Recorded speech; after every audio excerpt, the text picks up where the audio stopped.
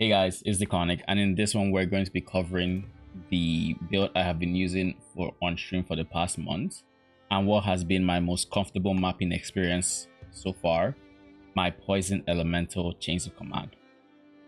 Before we get into the rest of the guide, I want to point out that we'll be focusing on the high budget version of this build guide. And while this is a super comfortable one button build in 8 modded T16s, T17s are dicey because the weapons do die if you stack damage modifiers on your map. So while I have made plenty of accommodations for it to feel a lot more manageable in T17s at the cost of more DPS, it's not perfect, so just keep that in mind. This is not going to be a dedicated T17 farmer or anything, but rather a very comfortable T16 farmer. So who would I recommend this build for? This build has a very unique one button playstyle which makes any T16 farming strat a literal blast, as you just watch multiple screens of enemies explode as you walk by without the need to press any buttons. It is also excellent at apparently AFK blighted maps. I was not expecting this, but I just decided to try AFK blights and it honestly performed really well. It doesn't do blight ravage, however, so keep that in mind. It is also not a league starter, so I would not recommend the lower budget version of this character to anyone who wants to league start, as I would recommend you have a second character or just spare currency, as if you lose your AG, like if he dies, you essentially do not have a build.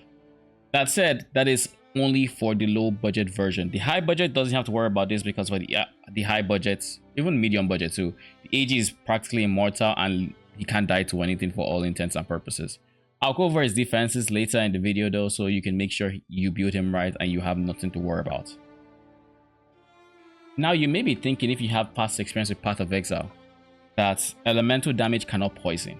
And you would be right, typically. And there is no original sin for minions to convert their elemental damage to chaos damage. So how could I possibly make elemental poison work? The answer lies in how Chains of Command functions. So we'll start by answering what exactly Chains of Command does. Chains of Command, or COC, or COC as some people like to call it, is a unique body armor which summons your Animate Guardian's weapon as a minion whenever your Animate Guardian or the summoned weapon kill an enemy. There are actually 2 level versions of this ability being provided by the body armor. A level 20 version that is a guaranteed summon whenever your AG kills the enemy, or a level 18 version which has a 10% chance of triggering when the summoned weapon kills an enemy. So to answer the how do we poison with elemental damage question, we are using the pneumatic dagger as our AG's weapon of choice, which makes it so all damage can poison. This means elemental damage can now trigger poison damage if you have the poison chance for it. And since Chains of Command animates your Animate Guardian's weapon, then those weapons can then also poison with elemental damage. Quick reminder to like and subscribe if you're enjoying the video. The support goes a long way in helping the channel grow, and we are so close to 500 subs. So with that question out of the way, I want to go over the different Animate Guardian setups for all the budget ranges. Keep in mind, medium and high budgets have practically the same setup asides the weapon. Now with the weapon craft, I will go over how to craft the high budget AG's weapon at the end of the video, but for the medium budget, I'll just touch on it in this section. For the low budgets, because we do not have the benefits of going for multiple divines or anything on the AG, we're going to be going for a wasp nest as our weapon of choice. This weapon makes it so they have added chaos damage to any enemy above 5 poisons, and with 14 swords attacking, any somewhat tanky enemy, you're always going to have this up single target. Now this is of course a budget version, so it is by all intents and purposes not the best, but it's also fine. We're also going to be running with a replica Victorious Charity, and just so we are a bit padded on the defensive side, I would like to invest in a Mask of the Stitch Demon early on, or as soon as possible. But before you get this, you can actually run a Leer cast as your helmet of choice because it is cheaper, and for the body armor you can then go a Grutko's Pelt. This setup is as cheap as it gets, and your AG should be fine to go. The moment you switch from a Leer cast to a Mask of the Stitch Demon, you will see a very big jump in AG survivability, and as such, you can, from that moment on, if you built correctly, you shouldn't expect your AG to die in most content at that point. It's not quite immortal yet, but it's a good start. So Learcast and Grotcall spells would be our low budgets helmet and body armor of choice. And in all budgets, you'd see we're running Gravebinds. Ignore the corruption. The corruption is going for like 80 chaos right now, so it's not that expensive. But if you don't have the budget for that, just go for non-corrupted. That is fine. The reason we go for Gravebind is so every kill around near the AG or in a big radius around the AG is attributed to the AG and is guaranteed to trigger the level 20 version of the Chains of Command skill. That is how we circumvent getting level 18 swords versus level 20, because it's just better. Then we're running for Legacy of Fury for some Scourge, which reduces enemy early res. And if you did opt for a Corrupted Temporal Chains Gravebind, I would instead recommend a Windscreen, this one. So it all depends on your setup, and I hope I have done a good job in explaining this one. So that about covers the low budget. Remember, if you go for Curse on hit, you want to use Windscreens, but otherwise just shoot for Legacy of Fury. And you'll keep the Legacy of Fury into the medium and high budgets. Just keep in mind you're going to ignore the corruptions because they are obviously going to be more pricey.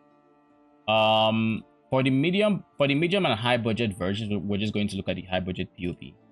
We're going to be running a pneumatic dagger, so we can start leveraging stuff like hatred and just flat elemental damage, which would still help our poison. But we're going to be running Victorious Charity, corrupted with increased max life. Ideally, you actually want to get reduced damage from crits, but this is a corruption modifier I haven't seen too much of on trade. So if it's there, take it. If it's not, go for max life. We are going to be going with Mask of the Stage Demon, which when in combination with Bone Barrier, this node right here that gives minions 40% of max life as extra ES, gives our AG an enormous amount of regen. Like if I wanted to show you, I would have to do this, go back to default, go to Animate Guardian, and you would see because of that helmet, he is gaining 77% of his life as regen. And in this case, that is 71,000 health every second that he is regenerating. So unless he gets one shot, he is not going to die. And we've made it so we do not have to worry about his stats being one shot. Keep in mind when you're looking at max hit, it's not entirely accurate because PoB has a bug right now that shows ES as part of the max hit calculation when dealing with Mask of the Stage Demon. To fix this, you would uncomment this line right here that says minions have 100% less. This way it removes ES and we can just look at his life for max hit purposes. Just keep in mind that recovery would then not be accurate until you give him his ES back by commenting this. Just keep that in mind. It is red if it's commented, it is blue if it's working. Anyways, back to the AG setup. Then we're using an explode chest. This in the high budget should be elevated. So you're looking at a 30-35% chance to explode enemies. Yeah, this one. So this is the elevated one that gives AoE and an increased. Where is it? This one. Okay, that was the wrong one. This one, enemies you kill explode, dealing a 10th of their max life as physical damage.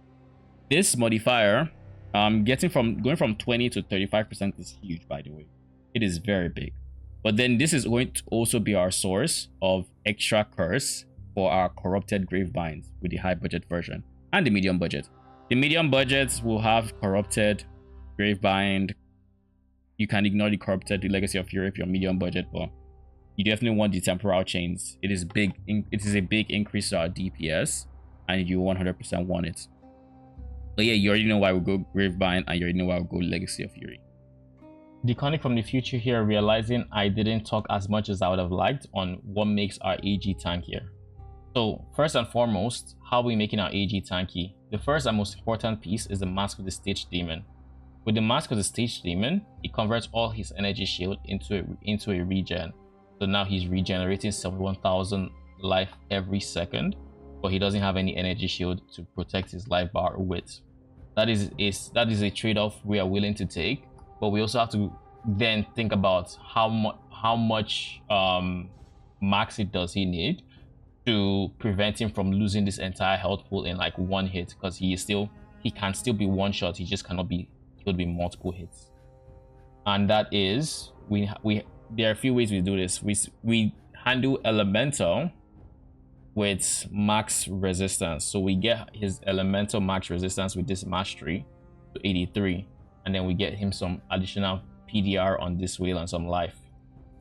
With his elemental max hits settled, we're also trying to scale his life. His life modifier is a big part of his defenses. The more life he has, the more ES he has because of our ascendancy, and the more ES he has, the more regen he has. So scaling his life, the biggest scaling factor in his life is levels, and this is why we're picking up levels on our wand, we're picking up levels on our shield, we're picking up levels on our helmet, just picking up levels where we can, just so he has even more levels to work with. And of course, we go for a level 21-20 Animate Guardian.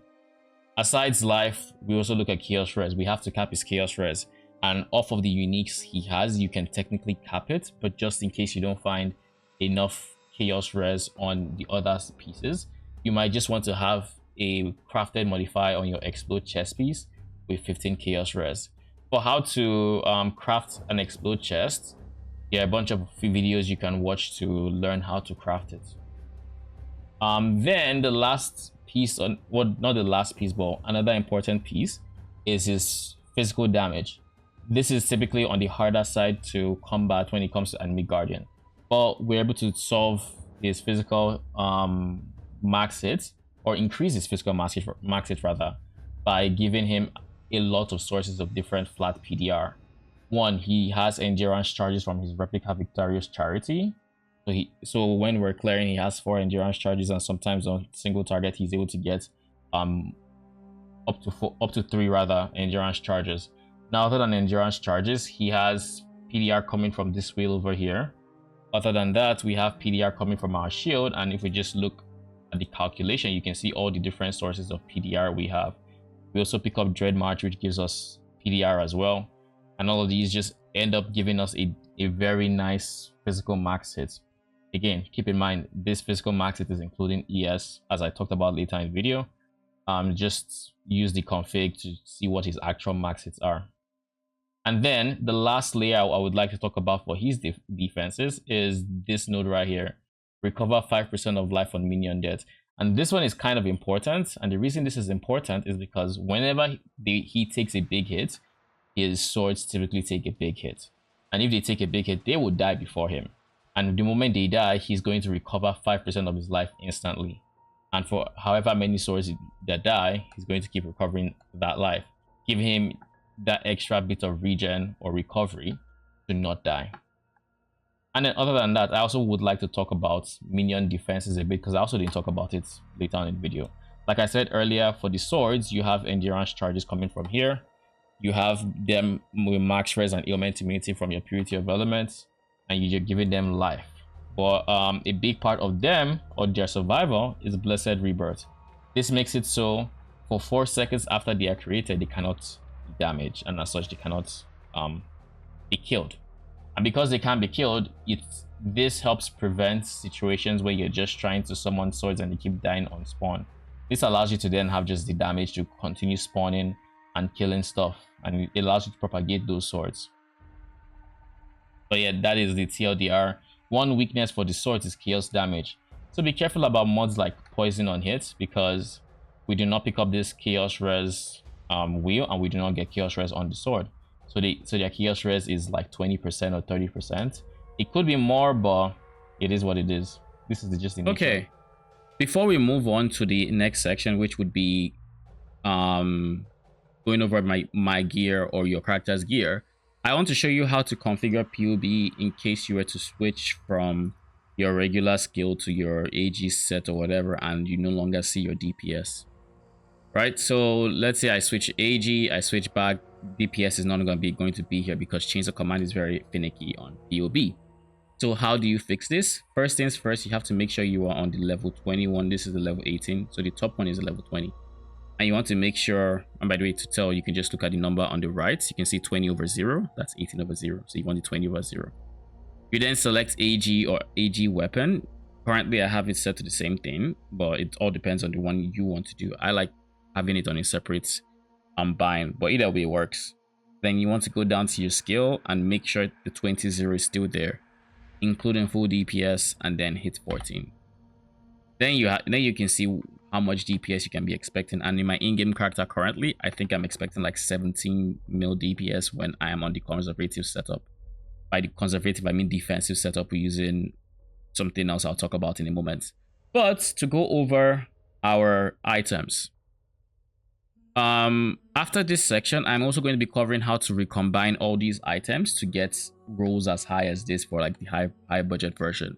So being able to hit 140% increased minion damage on this weapon other than your enchants.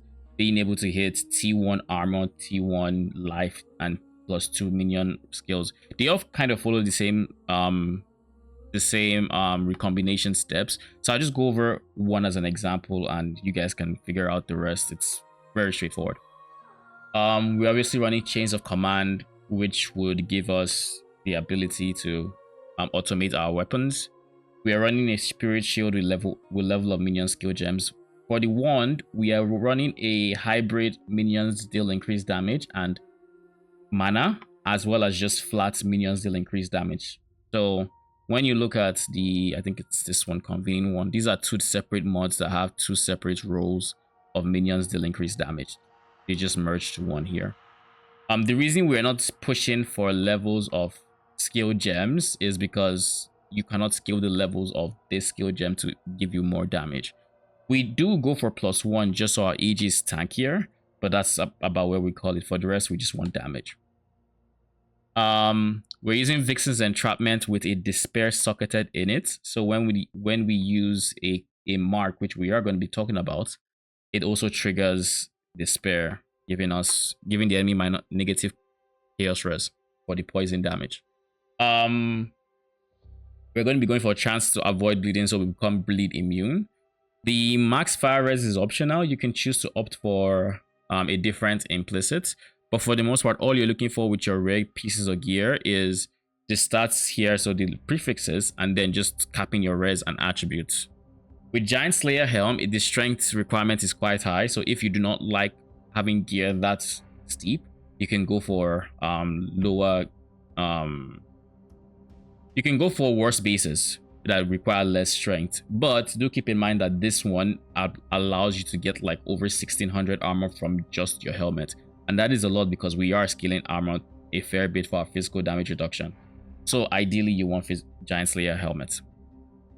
We go for a Hateful Accuser. This is for a single target, and what this mark does is it makes it so when I curse an enemy or when I use Penance Mark on an enemy, every hit on the enemy will summon a phantasm, an enemy minion if you will, and this minion for all intents and purposes is an enemy, so it gives you flash charges, but more importantly, killing it refreshes your swords, which allows you to resummon minions on a single target fight very easily, aside from having the Writhing Jar.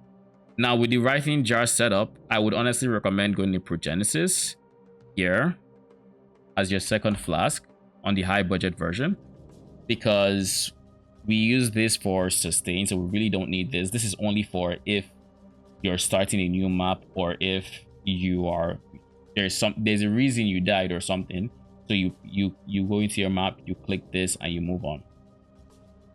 Everything else is pretty straightforward. We're going for Unetol's Vow for the extra gem link. If you wanted to, and the setup I have in game is I use a Defiance of Destiny to become more defensive. This of course leads to a lower amount of damage because you lose a link, but you end up being a lot more survivable. And because we did not go for block, it is a way to pad one of the few ways this character dies, because this character is very tanky, but it has a few situations where it dies, which I'll talk about in a bit. That about covers it. We use a light of meaning with armor to really scale our increased armor and just get a whole lot of armor from our gear and free. This allows us to shore up our PDR alongside a couple of other areas where we get PDR like Watcher's Eye while affected by determination. The chaos res is optional. You don't need it to cap your chaos res. As you can see, we have over 45% overcapped chaos res, so we have more than enough suffixes to deal with those reses. On our ghastly eye jewels, and this is important for anyone watching, you do want to have 100% poison chance. Now, because we get some poison chance on the weapon, we can afford to not go for 3 ghastly eye jewels with chance to poison on our tree. But keep that in mind that at this 2, and with these guys having perfect rolls on a near perfect or a perfect Stygian Vice, will give you 100% chance. You just want to calculate it, because this is giving 30% on a 100% effect. But if it was 90% effect, then you'd be getting 20% poison chance. You just always want to confirm that at 100%. You can do the mental math, or you can come to PoB, go to Animate Guardian's weapon, choose the preset and see your chance to poison. You want to make sure this is always 100%. You cannot afford this to be less than 100% or your DPS will fall. Keep that in mind. What else? We use Immutable Force to make sure we do not feel stuns, and then we use Blood Notch to make it so a perfectly rolled Blood Notch, by the way. You can go for less, but you would die a whole lot more. This makes it so when we're taking consistent damage, because we do not have block, we need to have a way to deal with the consistent damage. And in this case, we're using the recovery from Blood Notch to kind of act as a sort of stopgap to make sure we do not just get shotgunned down by multiple hits. This makes it so that we are effectively, I don't say immune to being killed by non-one-shots, but we are very resilient to non-one-shots, especially when paired with Progenesis. And if you go for Defiance of Destiny, you know, Defiance of Destiny. What else is there? We are using Unnatural Instincts here to really select all these nodes, which then give us more armor because of the light of meaning. That's pretty much. And yeah, that about covers our gear. It's very straightforward. We just have gear that caps our res and gives us as much armor as we can possibly fit, just so we have more PDR coming from armor as well. So with all that covered, you now understand what goes into the Animate Guardian, what goes into our defenses as well. However, there are still a few things I want to talk about in terms of the Animate Guardian. And I said it was immortal, but this is the truth except in one scenario. And the only scenario where the Animate Guardian is not immortal is if you run content like Maven, where there is a source to disable regen for your Animate Guardian. If you were to run Maven and during memory game or any phase, he touches the moving beams that rotate and disable regen, his Mask of the Stitch Demon would stop regening him, and as such, he's if you allow him to then take a lot of damage, he could then die. That is like the only situation there. And like T17s, you can have mods like Searing Exarch Runes and Awakener's Desolation are the only two that I am aware of that can stop AG's regen while he is standing on it. So those are also mods to avoid if you if you do not want to risk your Animate Guardian. When I run T17s, I make sure I avoid these mods at all costs. I do not even think about running it if the mod is present, so keep that in mind. And next, after that, I would like to talk about the very few scenarios we as players would die in. And to do this, I want to cover the defensive layering.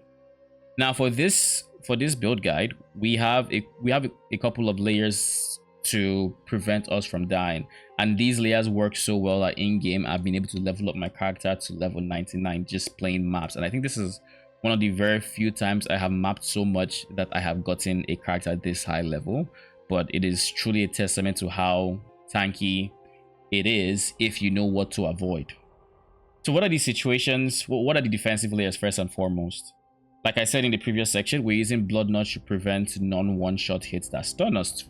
So we then are always recovering health with Blood Notch. This is the Joe that makes it so we can eat Detonate Dead as much as we do in strong boxes, which I eat a lot of it also. I don't want to, but I end up eating a lot of it, but I don't die because of it. So with this combined with Immutable Force, we have that layer of not feeling the stuns, but then allowing ourselves to get stunned for the regen. And of course, Defiance of Destiny helps a lot with those hits that are not strong enough to stun us, prevents us from dying as much. So like I just said, you might have picked it up, but that is one situation where we would die if something were to happen. That is, if you are taking hits that are not enough to stun you, but they are very fast, like in the case of Lightning Orb. There's a Lightning Orb mob or monster in T17 specifically that has a very problematic version of this, where it shoots a Lightning Orb that retracts after a few seconds. This spell is a very high, it isn't the highest damage, but it hits very quick, like all Lightning Orb spells. So because of this, if you wanted to combat, if you really wanted to farm T17s, I would advise going a bit of spell block, maybe fitting in a Tempest shield or something, and that should easily fix that problem. But it is a net loss in DPS, which is why I haven't included it in the guide, because for the most part, I don't want to lose the DPS, and it is completely unnecessary to lose the DPS. What else? Another situation where we die is if we take enough damage to one-shot us, like just a clean one-shot. 60% of the hit is enough to one-shot us, so it stuns us, but the recovery is not enough to keep us alive. That is another situation. Now, as you can see, our max hits are high enough to where this isn't typically a problem. And even if we deactivated our didn't I just add this? Even if we deactivated our flasks, let me just add this Progenesis real quick. Even if we deactivate all our flasks and our defensive, so this is basically saying everything we have put to protect us is down, we still have very good max hits overall. So the build is at the point where regardless of any situation, you shouldn't be getting one shots. But on the very like rare occasion that you get one shot because of a modifier, most likely, I know a modifier that typically does that is either pen or minus PDR on blue altars, so keep that in mind. But anyways, if you take enough damage to one shot you will die. So the third scenario where we can die is if we take enough damage to almost one shot us, but not quite, and we had our Progenesis on. So if we were to take enough damage to one shot us, but we have 25% of that is then delayed to life loss taking over 4 seconds. What happens is we take the full 75% damage and then we start bleeding the rest. So once we start bleeding the rest, if we can regen any amount of life, we should typically be fine to survive. Now this is if we can leech. Without any targets to leech from, we kind of just bleed to death. But one thing that helps with that is our Writhing Jar. With our Writhing Jar, we're able to throw 2 worms down to which the swords can hit, and we can leech some of that damage. And if we do this twice, we're typically fine. But just keep in mind that that is a scenario that could potentially kill you if you have no sources of leech and let's say your Writhing Jar is empty and everything just lined up for you to die. So those are the only 3 scenarios where this build dies. In everything else, it's pretty much immortal for the most part. So next, I want to briefly touch on the skill section, and then we're going to go to the crafting portion afterwards, which is where we're going to talk about the prefix recombining and the how to craft the final end game weapon for this build. For this, on our chest piece, we have the support gems. Keep in mind, they do not have to be linked. You just have to have 6 sockets, and you can have all of them. The 7th socket here is from our own Entor's Vow. If you switch to Defiance of Destiny, be sure to turn this off. I do want to talk about fresh meat a bit. Now, if you don't know what fresh meat support is, it is this support gem that allows newly summoned minions for 10% of their duration to have adrenaline and flat crit multi. It's a very stat-packed support gem. But what I see wrong is a lot of chains of command builds running this and therefore having widely inflated DPS numbers. What do I mean? Now, the buff from fresh meat is only going to be active for 10% of its duration. Only for 10%. However long it's going to be, only for 10% or a maximum of 10 seconds. This effectively means that we change the command, which typically most builds round off at about 40-second duration. You're looking at a 4-second uptime. Now, these builds would typically not even have a source of consistent, I guess regen, I should say, of the swords during single target fights. What this effectively means is fresh meat in those single target fights becomes a dead link. It is providing absolutely nothing for your build unless you keep pumping out new swords. And even while playing with Penance Mark, the rate at which you kill them to replenish your swords is not enough to warrant going fresh meat. So keep in mind when you're looking at change of command builds, if you see fresh meat, it is typically bait. Like it is to be taken as bait for all single target DPS calculations in change of command specifically. Moving on. That is why we do not run fresh meat. Keep in mind, it is good for mapping. So for mapping, if you're worried about like minion movement speed and all of that, it is very good. But for single target, it does nothing for you, or it does barely enough. It does barely anything, pretty much. For our aura setup, we have hatred because we are running poison. We can poison with cold damage, so we can run hatred and get fizz as extra. We're running hatred, we're running generosity, precision, and convocation.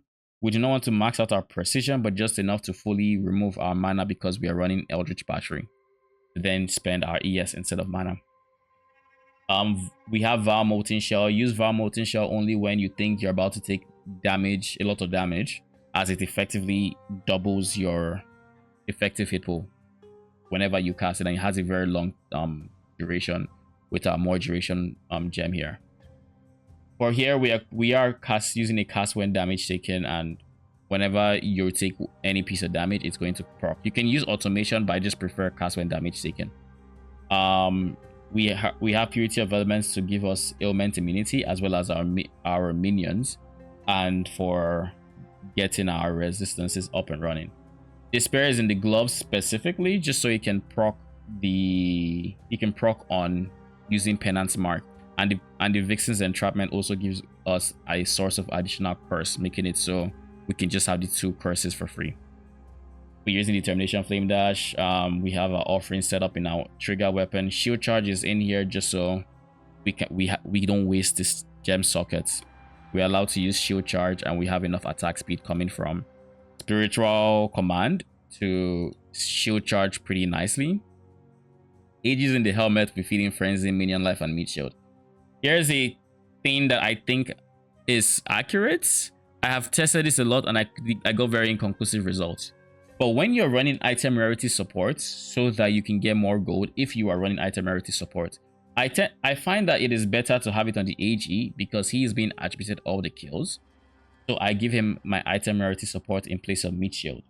Now, it is still possible because I got very similar results when item rarity was on my chest piece supporting my swords. So keep in mind that it could be either way, but I prefer it on the AG. It seems to be working so far, and it allows me to still have 6 damage sockets for my main link and still to get more gold from having that rarity bonus. And then everything else is straightforward. This is just curse on hit provided by Animate Guardian. This is the weapons, and this is the penance mark provided by the ring. Next up, we'll be going over how to recombine the helmets, or how to find a base that you can then recombine to get your full T1 prefixes on your helmets, your shields, potentially even boots, your wand. All of these items in the PoB use recombination tactics to get full T1 prefixes in game. It's very straightforward if you follow the steps. And I'll also leave the steps down in the comments most likely, or description. For step 1 is you want to find 2 different bases, base A and base B. This is going to be base A, this is going to be base B. Base A should have 2 of the 3 mods you want, and then base B should have only 1. And now we're going to be ignoring suffixes for the purpose of this, other than having a free suffix. You can, of course, if you so choose, use Eldritch Crafting to clear your suffixes with Eldritch Annals and work from there. But anyways, we're working under the assumption we have this basis. So if this is your base, and by the way, if you wanted to roll this base, you can just alt spam it till you hit this, or you could buy it from trade. I tend to buy it from trade with a search that just has the 3 of them and has a count of 2. Then I just buy the other one. Anyways, you would want to, from here, you have your bases. What you want to do from this point on is you want to craft can have up to 3 crafted modifiers, and you want to make sure you have 6 prefixes. That gives you the best chances of ending up with 3 prefixes being chosen on your recombination. I think it's like a 70% chance 3 prefixes are chosen, and if 3 prefixes are chosen, then you have a good shot of getting everything. It's not guaranteed. There's no guarantees here. So we can have up to, on the base that has 2, you want to craft a prefix. So any unique, any betrayal prefix will do. So in this case, we can go for melee strike, we can go for mag zombies as your prefix of choice, and then you craft 1 suffix. Same thing, it has to be a chosen modifier. So look for something like trigger socketed on cooldown, you know, something like this. They're both chosen modifiers or betrayal modifiers, and it is perfect. For this next one, for the one with only 1 modifier, you're going to want to craft can have up to, same as the other one, because this is an exclusive mod. Then you want to craft 2 prefixes to fill up the 6 prefix total of the 2 items. So your crafted prefixes in this case should just be something that, again, is from betrayal. So number of that, socketed melee, anything that does not naturally roll but is rather from betrayal, unveils would be ideal from here. So these 2 bases are prime example for something you would what's the word, recombine. And so long as it gets 3 modifiers, if it has a much higher chance of picking one of the, well, I guess it has an equal chance of picking one of the crafted modifiers. But if it picks any of the suffixes, then all your crafted prefixes are immediately eliminated from the pool, and the only 3 prefixes it can craft are your armor, your minion, and your max life. So this is this exact same ideology you'd use for your shield when you're trying to get your damage and your levels and your life, or your wand when you're trying to get your increased minion damage, your hybrid minion damage, and your level of minions of all skills or minion skills. It's the exact same idea. This is how you do the recombination. So for the next section, we're going to be talking about how to craft the dagger of choice, your pneumatic dagger, how to recombine it, or to get it for like a fraction of the cost it would typically cost. Make it.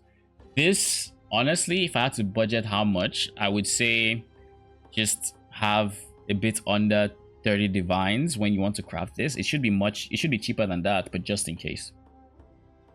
The method I recommend to do is you probably want to alt roll. You want to alt roll this until you're able to hit dot multi, either chaos dot multi or dot multi, T1, T2, whatever tier you are comfortable with, and you want to regal this and hope you don't get a suffix when you regal. If you do get a suffix, then you have to remove it in some way, shape, or form. Most likely this involves just YOLO and nulling and hoping you don't remove chaos.multi, but if you do, you have to go back to rolling. But in any case, let's say I end up in a situation where the regal adds a prefix. I don't really care so long as my prefixes aren't full. But if you really wanted to, you can have up to and then annul. You do not scour it in this case. If you scour it, it goes back to being blue. But if you annul it, you can remove these 2 and still keep it as rare. If your prefixes get full, however, you probably want to annul something, but you don't have to. And I'll explain why in a bit. Then for the second item, you want to do the exact same thing, but just get the other dot multi that you did not get in the first one. So in this one, I think I have chaos dot multi here. So in this one, I would want to alt roll until I got regular dot multi as the suffix. Where is it? dot multi of like a good row. Then same thing, I want to regall it to make sure, okay, good, suffixes are fine. So all I'm going to do is suffixes cannot be changed, and then annul. Keep in mind you can remove these suffixes cannot be changed, and this is where the variability in crafting cost comes in. If you remove that, you want to leave it, but either way, you just want to make sure your prefixes don't add up to being 6. 4 is fine, 3 is fine, 5 is dicey, but I would recommend having 4 or less total prefixes among both items.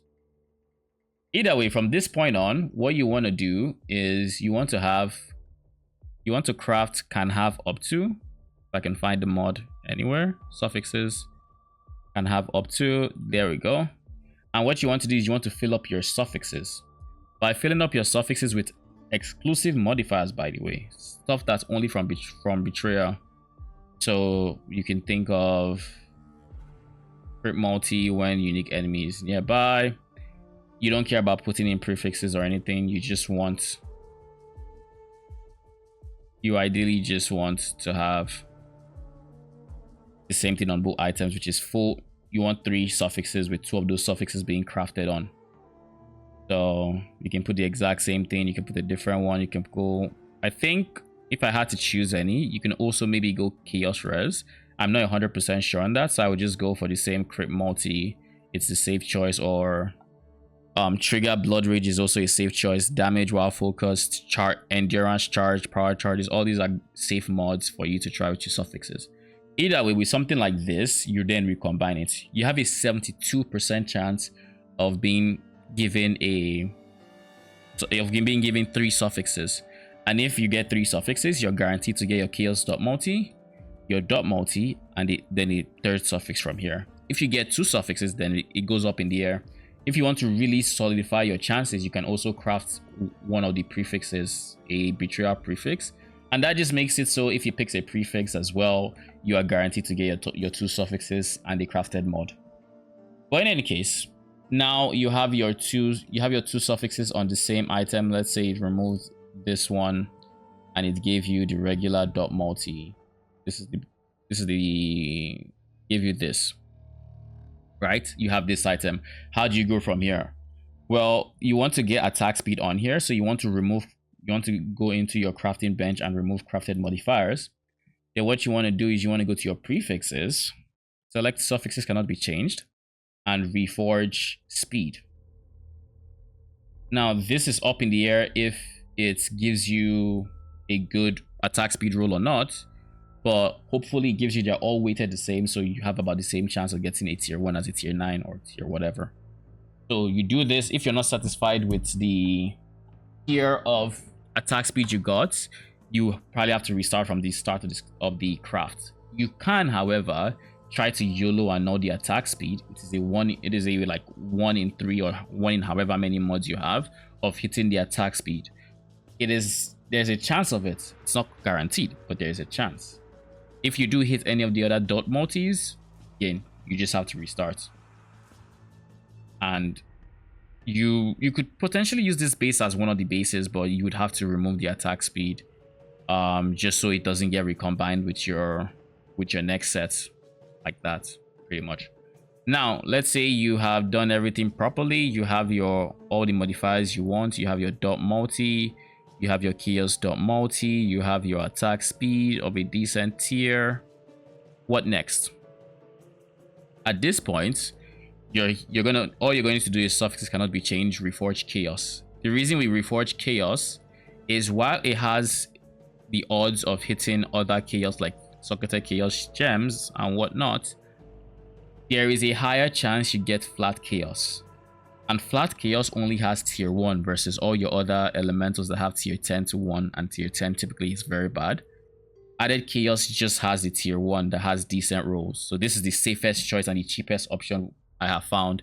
So you just reforge chaos. You have a good chance of getting added chaos. If you do not get it, all you have to do is repeat the process and hope you don't fill up your prefixes. Because if you fill up your prefixes, then you just have to YOLO, annul, and risk starting over. So we do the same thing, reforge chaos, and then we got the flat chaos. It's T1, so that's nice. Then from here, all you want to do is you want to craft increase fizz and poison hybrid. I always recommend Poison Hybrid because it releases some pressure on your Ghastly Eye Jewels. Releases some pressure on Ghastly Eye Jewels, but if you're very confident you can get 100% from Ghastly Eye Jewels, then you can just go for increased physical damage, which is a higher roll. But you get this, and then you just Exalt Slam your last mod, and hopefully you get something good. If you don't, it's fine. It is what it is. And there you have it. You have your modifier. You could, in theory, also just at this step you can have suffixes, prefixes. Suffixes cannot be changed, and add/remove physical to try to get a physical modifier, but that could also risk your chaos damage, which you don't want. So that is why I recommend the slam at the end. You might get something good, you might not. Either way, these are all the stats you need, and the last prefix is just a bonus. And of course, as a final step, before you go ahead and give your AG the weapon, remember to quality it up, because typically it will be on 0% quality. So you want that to be on 20% quality. And other than that, you do want to apply your enchants, your attack speed enchant, if you will. Once you've done all that, you are good to go to give your AG the weapon. But there is a safety thing you should probably do before you give your AG the weapon, and that is give your AG a two-handed weapon before giving your AG the dagger. And the reason for this is, if you just give your AG the dagger, and this happened to me, he could pick it up with his offhand, depending on the order you select. You initially summoned his shield and or weapon. He could equip it on his offhand, and if it's on his offhand, there is no way to recover the weapon to put it on his main hand, and you want to use the Victorious Charity to get endurance charges and to give him endurance charges. So just keep that in mind. You want to overwrite his weapon and shield with a two-hander before you give him the newly crafted weapon, which then guarantees it goes on his main hand, and then you can give him a shield afterwards on his offhand. Overall, I think this turned out to be a comfier build than I expected, and I still see myself playing it even with my next build project, which you can expect in the next week or two, depending on how long it takes me to test all the different budget ranges and all of that. The goal for that build is to be a super strong T17 farmer, so be sure to subscribe not to miss out on that. And if you are interested in finding out more about the build before the video comes out, you can stop by the stream anytime, as I'll be playtesting it live. Let me know down in the comments what you think about the build, and with all that said, thank you for watching.